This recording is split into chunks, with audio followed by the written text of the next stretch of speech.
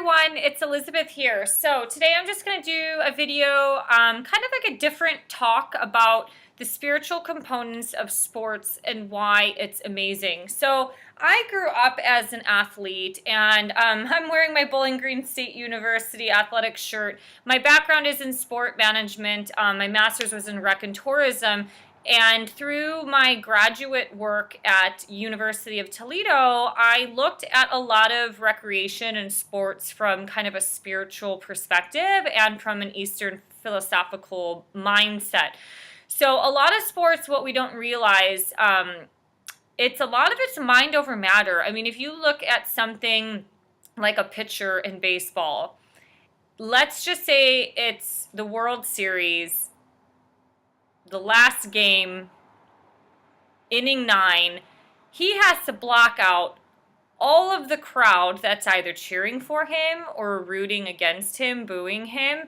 He has to block all of that out and focus on throwing strikes into a pitcher's glove. That requires a ton of mental strength and determination not to psychologically freak out. I loved playing tennis. I grew up playing tennis I also played in high school and a little bit kind of club sport in college after I played rugby. And the one thing, my backhand was stronger than my forehand. And one reason was because, yes, as a female, like we're a little weaker in the upper body and I was able to use 2 hands on the backhand. But I would psychologically freak out because I didn't really have a great wrist strength to where it's like sometimes I wouldn't follow through on the forehand.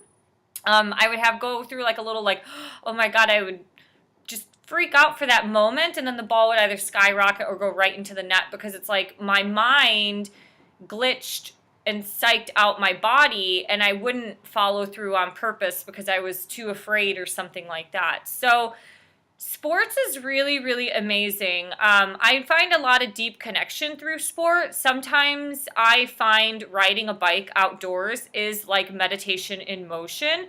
And what happens in sports, especially, actually in any sport, really, you go through these states of flow in your brain. So not only are you releasing certain kind of chemicals and hormones that are cascading out of your brain and pituitary gland and down into the body, but you kind of just get in that moment of flow, literally hormonally, but also physically.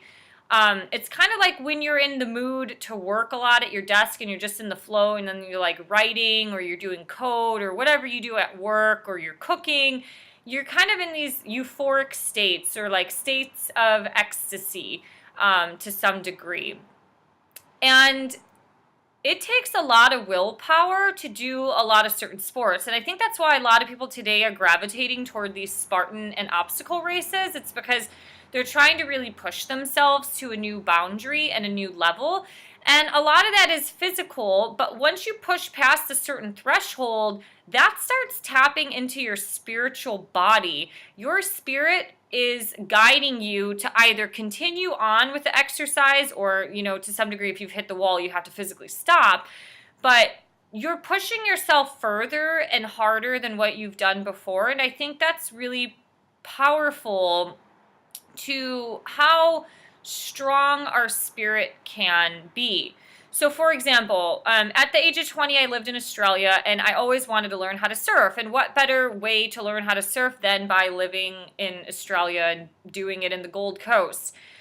So the message that I took from surfing was that no matter how many times that surfboard knocked me off, I got up and I tried again. I stood up and I tried again. I would fall off. I would go hands first, sometimes face first, right into the sand or right into the surf. And no matter how many times I got up and did it again. And that's very, very symbolic to how when life knocks us down, we get up and we try again. Perseverance is definitely a kind of an outcome from that type of training that you're doing to yourself. If you're getting knocked off the board 200 times a day and you're constantly getting up and doing it again, that's perseverance. That is spiritual. The Bible talks about perseverance, and so does a lot of other spiritual theories.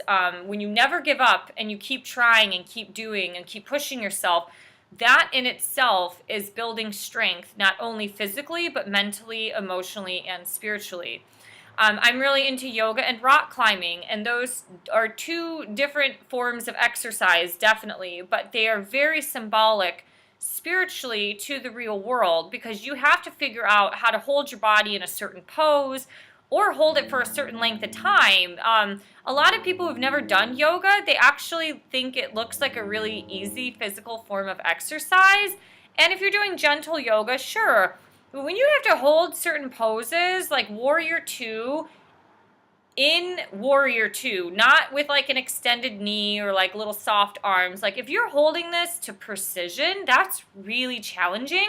And your mind is telling you to get out, but you know you have to stay there. I mean, like when I was in India doing yoga, the little guy was walking around with his stick, and man, he made us hold all of these poses for at least 60 seconds. It was grueling. It was one of the most difficult exercises I've ever done.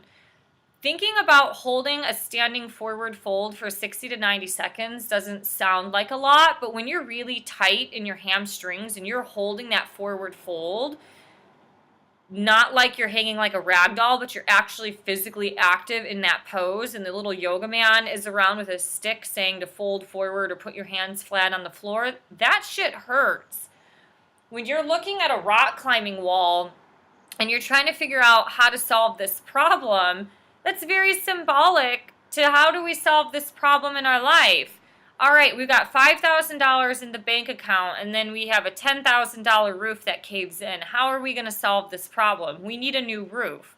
So there are certain things in sport that build us up, that can help translate the lessons that you learn during physical exercise, and you can use that same lesson or that same type of spiritualness, I guess is what I would say, in real life. So I have some blog links below in regards to this topic. I just wanted to talk a little bit about this because I think so many people are fascinated by sports in general. I know, like, living in Australia, when I was there twice, obviously they're more into rugby than the American culture is, but rugby is a really tough exercise. Or sport, I should say. If you've never done rugby, oh my God, you have no clue how horribly your body feels after a rugby game. There'd be days like I couldn't even walk for like 2 or 3 days. But the interesting thing is, like, they're tough people, and I think there's a reason for it. It's a tough sport, and it really builds you up. I mean, to some degree, we don't want to continue building like iron rods in our heart or anything like that, but sports can make you tough, and certain physical forms of exercise can toughen you up, definitely, for sure. And so I think the more extreme the sport world is getting, especially with these obstacle events or, you know, these 50-mile trail runs and stuff, I think people are gravitating toward that for a reason that is deeper than just pushing yourself physically. But I tend to look at a lot of things from a spiritual lens. All right, these are just some thoughts that I have. If you have had any spiritual experiences in sport or exercise, I would love to know, or just some of your thoughts in regards to this topic. And I hope you guys have a great rest of your day. Please subscribe below, help me build this channel, and I will see you in the next video. Bye!